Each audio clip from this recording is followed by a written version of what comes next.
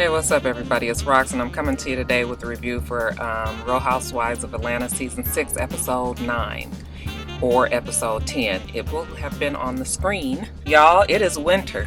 It's cold, cold, cold, cold, cold, cold, cold, cold, cold, cold, cold, cold. That's how cold it is, nigga. It is 20, my car says 26 degrees in Atlanta. And I just want to right now send out all of my well wishes and prayers to those of you guys in the Midwest and up Northeast and, you know, where they're really getting hit with below 0, below 10, below 20 degree weather. I mean, I kind of feel like once it's cold, it's just cold. But I mean, I can't even imagine what no below 20. I think they said somewhere it was going to be below 47 or some shit. I was like, what? So anyway, y'all, yeah, the wind is blowing. My hair is all over the place. You guys want me to show you the back when I get it done again? I'll show you the back. It might be a mess right now because I'm telling you, I've just been throwing my hood on. But anyway, Real Housewives of Atlanta. Yeah, let's get to it, shall we? All right, you guys. So the child has decided that it is time for her to grow up. Time for her to get out of the nest and branch out on her own. Yes, I'm talking about Porsha.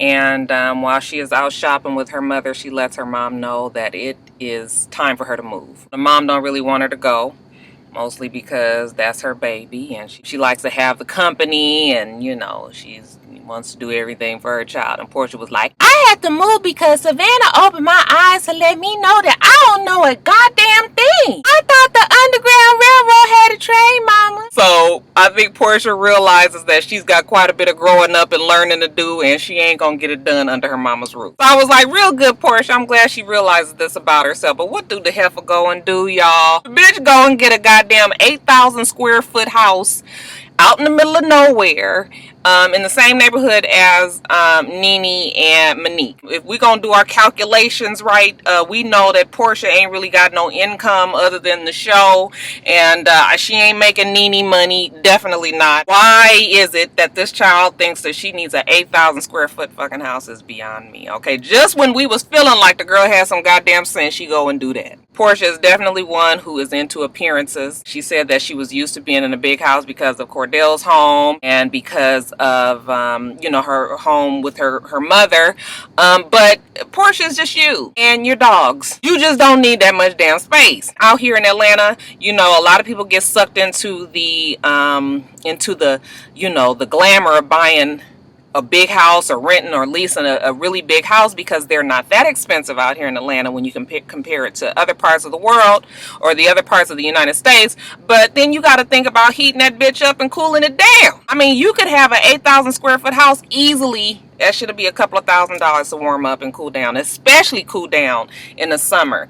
Ain't no joke. So, yeah, I don't really know if she really thought that out well, but, you know, she said that this was her stepping out on faith and, you know, proving to everybody that she can do it. I was just like, okay, well, whatever. So she invites her family out, her mom, her sister, her brother. Everybody is just like, who is going to pay for this? Her mom was like, did you talk to your accountant? Did they let you know that this was gonna be feasible? And, you know, Porsha come up with some bullshit about, yeah, she can do it, and, you know, she had to prove to whatever. Okay, it's just not the smartest move. She's taking everybody on a tour of the house. Side note, what about when her mama got up on the goddamn counter? I was like, girl, if you don't get your hot ass mama off that fucking counter, that damn Porsha mama, I'm just gonna go on and say it, y'all. Somebody get her the neck size up and everything. She just be jammed up in all her clothes. So while they there, she also tells them that she reached out to Cordell. I texted him and it took him a long time forever to respond. So I called him, and somewhere along the line in the conversation, he told me that he didn't really want the divorce. And the mama and the sister was like, oh, hell to the motherfucking no. It ain't absolutely no way you getting back together with him. He's a controller. He's trying to pull you back in, this, that, and the other. And it don't take that long for them to convince Porsha that she was tripping. Okay, yeah, everybody needs to move on at this point. All I got to say is Porsha got her big ass house in the middle of nowhere for her and herself. Okay, I hope the two of them are very happy there. Did anybody happen to read the article that Ebony did with Miss Joyce about she felt that Real Housewives of Atlanta, the show, was taking advantage of her and misrepresenting her? I'm going to shorten it up for you real short here. She said that, you know, she's on the show for the well-being of Kandi and only Kandi. She's only concerned for Kandi. She only wants Kandi to be happy. They've worked too hard for Kandi's success, and she is not willing to sit around and let anybody take that away from her. She has her own money. She worked for a number of years. She had to retire because she had spinal injuries, and you know, she's not hurting for money in any kind of way. She has Social Security, and she has her retirement, and she has all these other ways of getting money. And no, she's not sitting around waiting on Kandi's dollar. Okay, but she sure took that house though. She also said that Bravo is not paying her, and I was like, well, I mean, what can you say to that? First of all, you've been on the goddamn show all these many years. You done showed your ass for real, okay? Acted a fucking baboon on there this whole season, you know, cutting up, really out of turn, and, you know, acting a fool. I mean, what fucking 60-year-old woman get on TV cutting up like this, okay? And ain't getting paid for it? The fucking joke is on you, Joyce. I mean, what the fuck? Why would you be on this show cutting up? See, this is why you know that the shit is real, okay? It's definitely real when you're not getting paid to act a goddamn fool, okay? You done compromised yourself, your reputation, your daughter, your relationship with your daughter, all of this for nothing? Oh, no. No. So, yeah, Joyce is feeling some kind of way about it, and she feels like it's because of Bravo, okay? Bravo was at fault. No, Joyce, hate to be the one to tell you, but it's you. Anyway, let's get on back to the show. Okay, I just had to tell you that one little part because maybe that's why we got this part in the show when Miss Joyce is getting her hair done with Derek J. And I just can't. I wish Derek J just looked. Okay, I'm gonna leave it alone. She's getting her hair done. She's got that old soft, you know, rejected voice, okay, feeling like she feeling sorry for herself, okay. Kandi comes in there, she's all bubbly and happy. She's telling them all that she got going on, you know. She starts talking about her play. And side note, Bravo, you guys ain't slick. Every time Kandi get to talking about her damn play, y'all want to play the dumb Porsha music, okay. Now, I let the shit slide once before, but I did notice it once before. Now we talking about it again, and here y'all go with that shit again, okay. Y'all ain't slick. Kandi's play was actually a local success out here. I mean, a lot of people said that it was good. It was a few weeks ago. I think it was like right around Thanksgiving time or something. And for the people who went to go see it, they said it was good, and they're gonna try to take it on tour and kind of do like a chitlin circuit. And you know what? Whatever. You can't be mad at Kandi. Kandi is trying to make that shit happen whichever way she can. Amen. Anyway, she's sitting down. She's talking to him, and you know, Joyce is kind of, you know, how she can be. Derek J was like, I'm gonna go take a phone call. Okay, he excused himself. He don't feel like being in the middle of this shit. So, you know, Kandi was just like, Mama, what's going on with you? We haven't talked in so long. Joyce was just like, well, I haven't talked to you because I really feel like you just took a dagger and you just stabbed it in my chest. You chose everybody else over me. That should be bordering right on Evelyn Braxton, but I'm trying to keep my nastiness together here. Kandi was just like, no, Mom, nobody chose anything over you. Yes, you did. You did choose somebody over me. No, Mom, you know, it's just sometimes you can be wrong. I was like, oh, look at Kandi trying to stand up to Joyce and let her know when she was tripping. Okay, I was like, good for you, Kandi. Joyce was like, well, I will let you know something. I am not going to be involved in this because I went to the doctor today, and for the sake of my health, I'm going to have to let it go. I'm going to have to let that whole thing go. It's not good for my health. And I was like, oh, the fuck wrong with your health, Joyce? Ain't shit wrong with you, okay? If the doctor is the fucking public opinion, okay, your reputation is the ailment, okay, then yeah, maybe you did go to the doctor and realize that you need to drop this shit, okay? Because you done made, like I said, a donkey of yourself long enough on this show. I think you finally realize it, and hey, whatever way we got to get to the conclusion, fine. So I guess as of now, the Joyce versus Kandi and Todd saga is over. Alright, you guys, Monique's husband Chuck has gotten together with Phaedra and Nene and asked them to come on down to Athens because, you know, they're all from Athens, Georgia, and they've all done pretty well for themselves, and, you know, let's give back to the community and go and talk to the Boys and Girls Club of America down there. So they're all for it, okay? And I'm just like, okay, this is gonna be one of them nothing parts of the show, okay? So they get on the road trip, and they're on their way down there, and everything looked like it's going pretty good. You know, they're kind of talking about old times. They stop at the Dairy Queen and talk about when, you know, everybody used to hang out there after school and have ice cream. You know, talked about Phaedra's big ass donkey booty and you know, Nene's skinny long legs. You know, Phaedra did point out that it was awful strange that all of a sudden Nene has remembered that she did know Phaedra. But look, whichever way we need to do it, I guess Nene was like tired of trying to hold that story together. This part of the show was weird. Like, the whole show was strangely edited to me. It just seemed choppy. Somebody else pointed it out on Twitter last night, and yeah, it just seemed edited wrong. One of the parts of the show that really stood out was, okay, so they were on the road trip.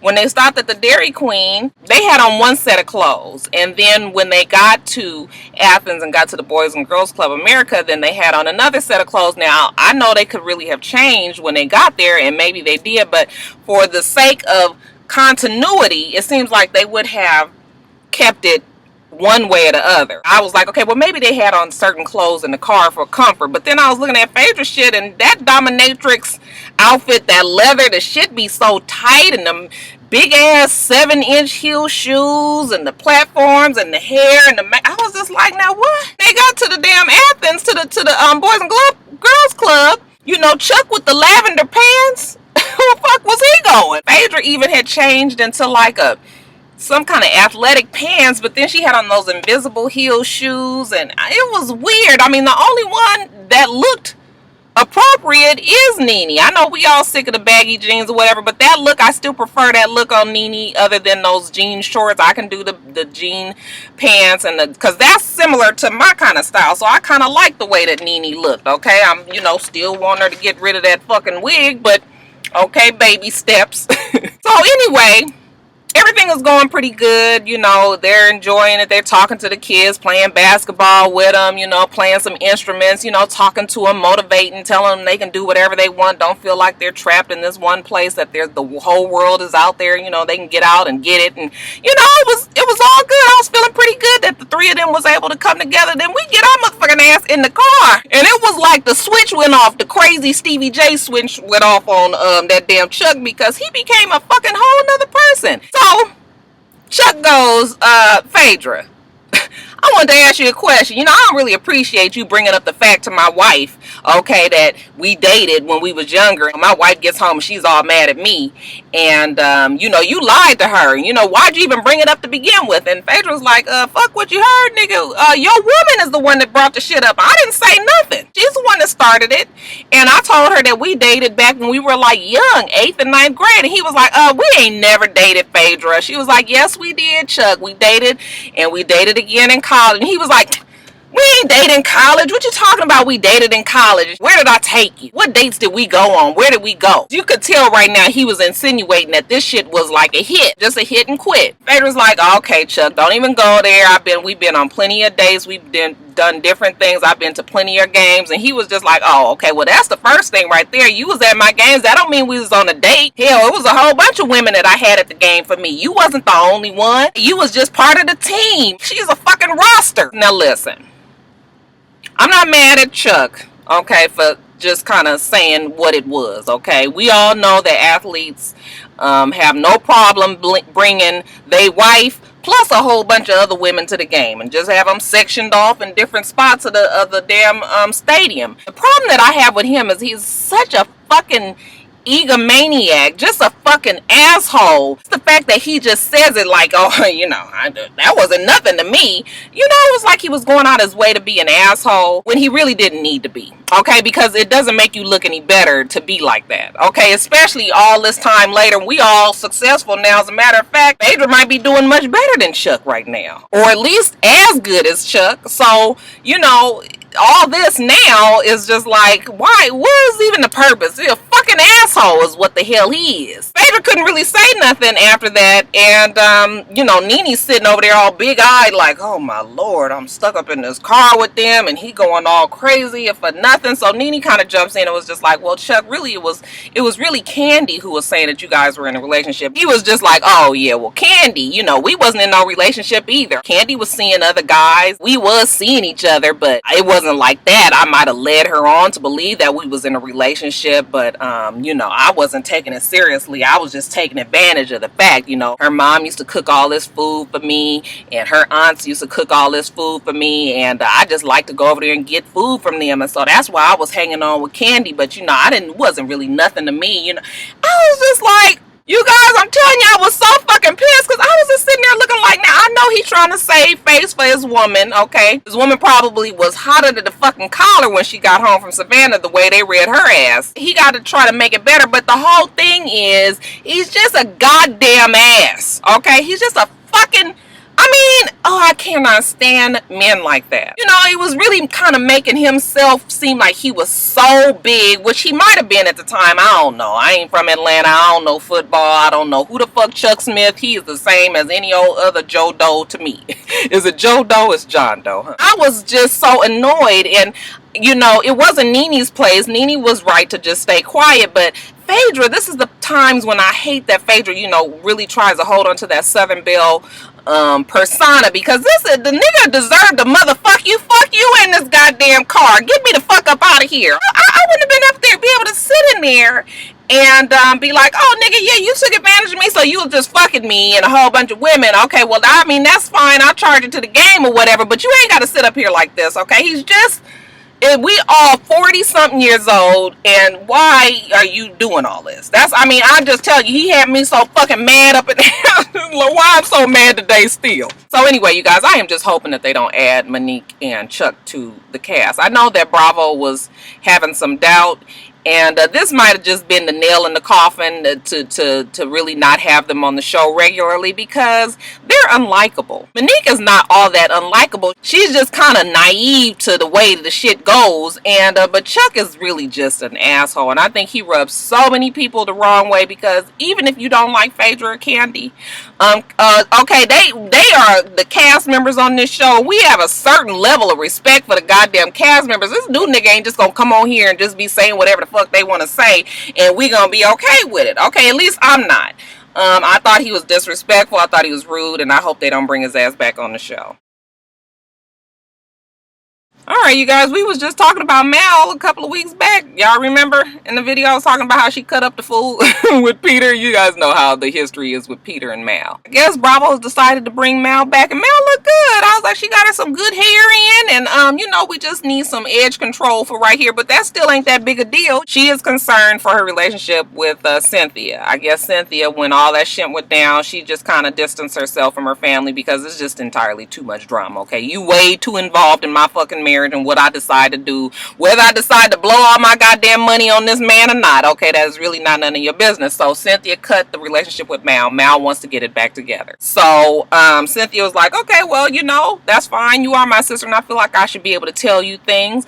I did, you know, I'm not necessarily over it, but I've moved on, okay, and maybe we can mend this relationship. So immediately, because Cynthia wants to tell somebody so damn bad, she was just like, look, girl, we've been having some issues. I don't want to be fucking all the time because I'm too busy worried about who gonna pay these goddamn bills. I was like, well, damn, Cynthia, I mean, you guys you didn't want to break into that shit a little smoother, you know, wait a little time, let Mal be around. Oh, because did I tell you that Mal is gonna be here 2 months? Okay, Mal has took it upon herself to invite herself to stay with Peter and Cynthia for 2 months. I guess Cynthia's just fine with that. She's surprised. Who the hell does that? Who says, you know what, I'm gonna go stay with my sister and her husband, the one that I don't really like, for 2 months? That shit is putting anybody out, okay? Family member or not. 2 months is too fucking long. You couldn't find you a damn a hotel or some extended stay to stay at. I mean, you really are imposing. And instead of Cynthia saying, girl, I don't know if that's gonna work, or girl, let me talk to Peter about it and we'll let you know if that's okay, or girl, just flat out no,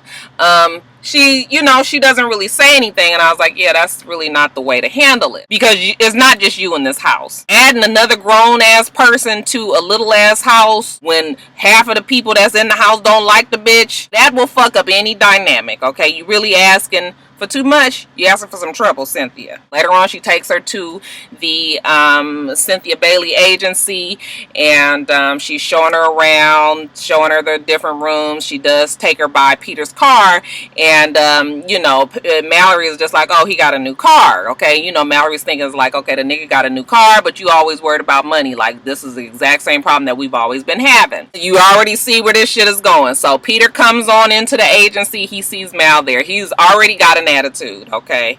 And you know, Cynthia was just like, guess what, Mal is staying for 2 months. And Peter was just like, oh, okay, well, where's she staying? And she was just like, oh, she's staying with us. I'm just finding out now. And Peter was just like, oh, she's staying with us, and you didn't feel like you needed to talk to me about this? And Cynthia was like, well, I didn't know she was coming. He was just like, you didn't know she was coming? She's like, yeah, I'm just finding out now, just like you. And Peter was just like, this is a lot on us, you know. And she was just like, well, what you mean you just got a new car? And he was just like, what the fuck a new car got to do with what I'm trying to tell you between all of us? Okay? And I was with Peter, like, what the fuck they got to do? If I feel like going to buy a new goddamn car, that ain't got shit to do with you coming into my house for 2 fucking months, eating up all my goddamn food and using up my water and my electricity and all the rest of it. So Peter was just like, that has nothing to do with what we're talking about here. And you know, Cynthia was just like, well, she's staying. And you know, Peter was just like, you know, it's bullshit. Okay, I was 100% feeling what Peter was saying. I also noticed that Cynthia was not trying to come to Peter's rescue or try to meet Peter in the middle and be like, you know what, babe, you're right, maybe we do need to talk about it, Mal, let me talk to him and figure it out. She never did come there. So then I started thinking like, okay, this is like her passive aggressive way of getting at Peter, because she's really pissed about the money. Later on, they're back at home and they're talking, and Peter was like, listen, I don't really like the fact that, okay, we already kind of having some issues, okay, and you know, when shit gets heated and I come home and I want to fuss and fight with you, and I can't do it because we got your goddamn sister looming in the hallway. You already know how she feels about me and what the issue is with us, but you got her in here making me feel like I can't even say what the fuck I want to say in my house to my own wife. And you know, Cynthia was just like, she didn't really know that she was coming and all of that. And he was like, look, I just need some space. I need to move to another little bungalow and get me a little place of my own. You know, Cynthia was like, no, that's not how we do it. We in a marriage. You know, next thing you know, you'll move out, then you be telling me you need some old side hoe to fuck. Like, no, you're not doing that. So then she was just like, look, you're not the only one that's unhappy in this marriage. And I was just like, that's how we women, we bring that shit in on the side like that. So she was just like, yeah, I mean, I'm kind of stressed out too, okay, because you know, I came here, you sold me on a dream, okay? You made me move from New York. I loved you and I trusted you and I gave you all my fucking money and you blew that shit, okay? And I can't never want to go back to being broke. I'm worried about money around here. That's why I take my ass to work every day, because I don't have the luxury to sit around and wait for Peter Thomas to come up like he keep on telling me he gonna do, but he don't do it, okay? He take his ass and play down there at bar one or whatever, and I'm trying to do the real work and make sure that we get the damn bills paid, okay? You tell me to go on vacation, we be gone for 2 weeks, and then I got to bring my ass back to Atlanta and be rushed off to Georgia Power trying to negotiate to get the fucking lights turned back on. I can't be up here with all this. I'm real stressed out. I'm never going back to that feeling, because he was just like, well, the money is not like that no more. Everything is good now. She was just like, I don't care. I don't want to go back to that feeling. I don't never want to be broke again, and I'm not never going to go there. So I'm always going to be grinding and hustling and, you know, all of this. So, you know, he gets mad. They get the fussing. You know, he get the yelling. She's trying to tell him to calm down, which pisses you off even more when somebody tells you to be quiet when you mad, okay? It's just like, you telling me I can't go get a man cave and get away from everything else, and I gotta be in this house with you? And he wasn't saying that motherfucking sister yours, but he didn't, you know. So they don't, nothing gets solved. I was just like, oh dear. this is bad. This is really bad for the Bailey Thomases. Alright, you guys, that's it. I want you guys to remember to rate, comment, and subscribe to the channel. It's Rox. The channel is for It's Rox, and everything else I do will be in the bottom bar. Alright? Alright, so I hope that you guys have a wonderful, wonderful rest of your day, and I plan on doing the same. Until next time, Rockstars. Bye.